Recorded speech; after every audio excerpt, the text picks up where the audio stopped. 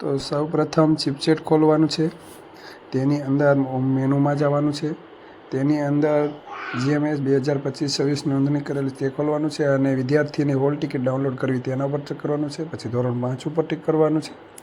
ધોરણ મુજબ અને વિદ્યાર્થી મુજબ છે, તો આપણે પહેલાં વિદ્યાર્થી મુજબ જોઈએ તો કઈ રીતે કરવાની છે. તો વિદ્યાર્થી મુજબ આ રીતે તમારું વિદ્યાર્થીનું આવે છે, તેમાં તમારે ટચ કરો એટલે હોલ ટિકિટ ડાઉનલોડ થઈ જાય છે અને તે તમે વિદ્યાર્થી ખોલો તો તેમાં તેનું લખે છે ખુલી જાય છે અને તેની અંદર વિદ્યાર્થીની જે ફોટો છે એ આપણે જે વિદ્યાર્થીનો એ ચોંટાડવાનો છે અને બીજી ડિટેલ છે તે આપેલી છે.